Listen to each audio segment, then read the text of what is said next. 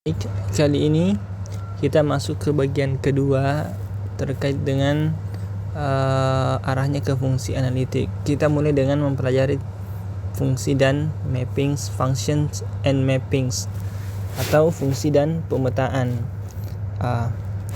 Pertama, untuk mendefinisikan fungsi, tentu kita mengenal istilah sama di fungsi secara umum, domain dan kodomain serta ada range.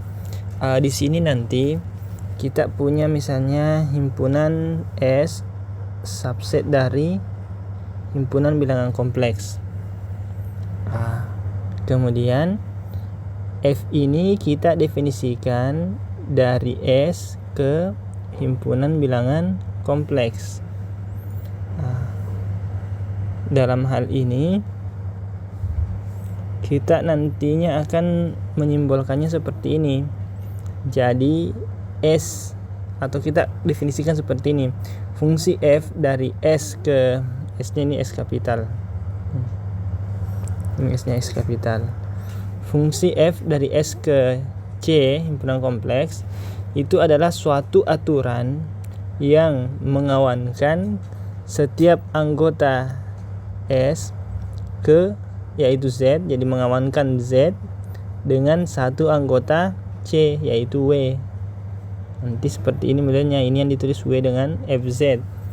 Kalau kita ingat fungsi yang dahulu di real misalnya, itu biasanya seperti ini. Ini analog sebenarnya, analog dengan di real. Katakanlah kita punya himpunan A subset dari real, F dari A ke real, itu biasanya ditulis begini, X untuk domain dipetakan ke Y sama dengan Fx, seperti itu.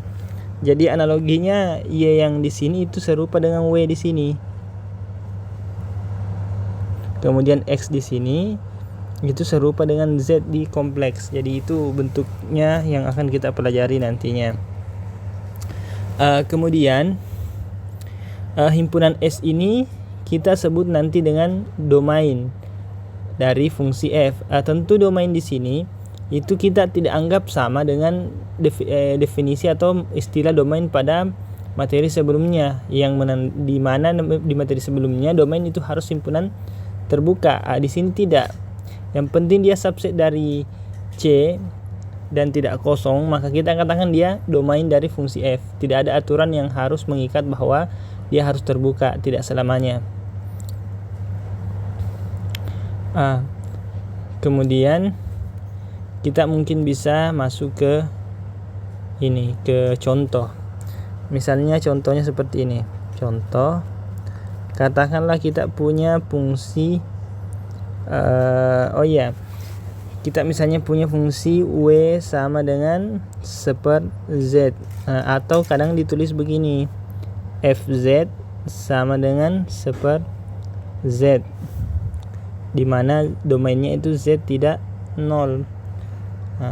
Jadi kita bisa tulis begini, domain F itu adalah kompleks selain 0. Seperti itu. Terkadang nanti di materi ini kita mengatakan fungsi W sama dengan seper Z, itu maksudnya adalah FZ sama dengan seper Z. Terkadang juga kita hanya mengatakan fungsi seper Z, di mana Z tidak 0. Jadi kadang seperti itu cara ininya, cara menyebutkannya. Kita lanjutkan, di mana kita tahu bahwa W ini juga bilangan kompleks sebagaimana dengan Z. Z itu kan begini, Z dituliskan kadang dalam bentuk X tambah Y. Maka karena Z juga kompleks, kita notasikan secara umum W ini bisa ditulis menjadi U ditambah IV, seperti itu. Jadi U itu bagian realnya, V itu bagian imajiner dari petanya, range-nya, seperti itu. Sehingga nanti ketika kita punya fungsi seperti ini, katakanlah kita punya FZ sama dengan W, maka FZ ini kan bisa diganti dengan S tambah Y. Maka juga bisa ditulis seperti ini. Fx tambah IY itu menjadi U. U-nya nanti ini tentu dalam X dan Y. Ditambah I, V-nya juga dalam X dan Y. Atau kita bisa katakan fungsi W itu bisa dinyatakan dalam dua fungsi bernilai real, yaitu fungsi U dengan fungsi V. Ini kita katakan dia bisa dinyatakan dalam dua fungsi bernilai real, yaitu fungsi U dengan fungsi V. Saya kira ini cukup jelas. Misalnya kita ambil contoh yang sederhana. Contohnya, katakanlah kita punya fungsi fz sama dengan, kita punya fungsi misalnya fz sama dengan 2z tambah 3, yang mudah-mudah saja dulu, atau 2z tambah i lah misalnya. Nah, seperti itu. Tentu di sini kita sudah paham bahwa secara umum kita anggap z ini notasinya adalah x tambah y, di mana x dan y-nya itu bilangan real. Nah, sekarang bentuk ini kita bisa nyatakan dalam bentuk ini dua fungsi real. Nah, caranya bagaimana? Kita bisa tulis seperti ini. Fx tambah y ini kan sama dengan 2 kali x tambah y tambah i. Sehingga ini menjadi bagian realnya itu adalah 2x, sedangkan bagian imaginernya adalah 2y tambah i. Berarti bisa kita tulis begini, i dalam kurung 2y tambah 1. Nah, dari bentuk ini kita dapatkan atau kita bisa menuliskan U-nya adalah 2x dan V-nya adalah 2y tambah 1, seperti itu. Makanya dikatakan bahwa U itu fungsi real dalam x dan y, V itu fungsi real dalam x dan y. Ini contohnya cukup sederhana, makanya di sini kelihatannya hanya dalam x dan hanya dalam y, seperti itu. Kita lihat contoh yang lainnya. Contoh yang lainnya seperti di sini, misalnya example 2. Jika fz sama dengan z kuadrat, maka kita bisa tuliskan fx ditambah iy sama dengan x tambah iy kuadrat.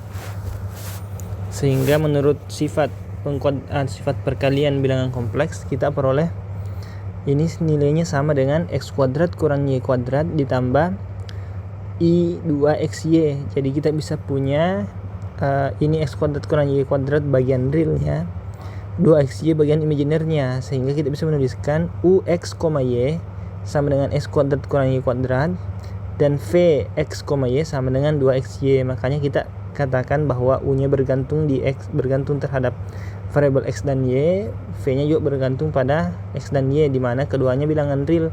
Makanya dikatakan juga bahwa fungsi f ini, fungsi kompleks ini bisa dinyatakan dalam dua fungsi real, yaitu uxy dan vxy. Ini nanti akan banyak kita gunakan dan mempermudah kita bekerja di konsep-konsep selanjutnya. Tentu saja kalau kita lihat bentuk umumnya ini bentuk 1, ketika v-nya ini nilainya 0, v-nya bernilai 0, maka dia menjadi fungsi bernilai real.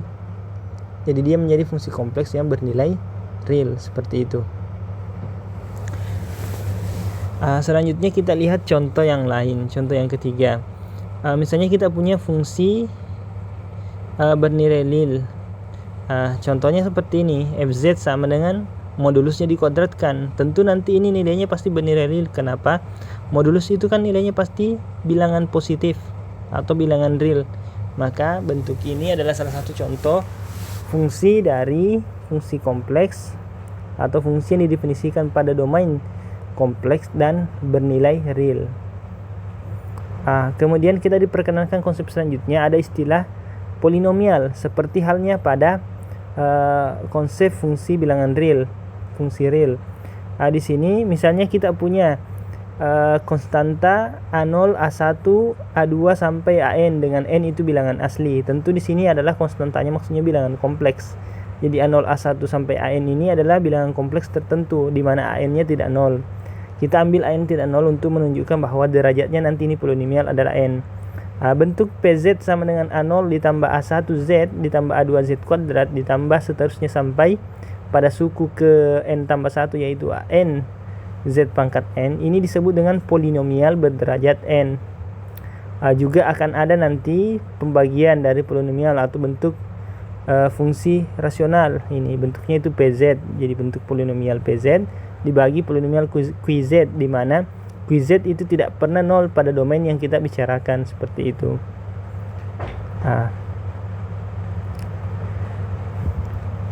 Selanjutnya, selain dinyatakan dalam bentuk ini, bentuk X tambah Y, tentu bisa dinyatakan dalam bentuk polar. Bentuk polar, misalnya koordinat R dan theta. Kita bisa menggunakannya selain menggunakan simbol ini, X tambah Y.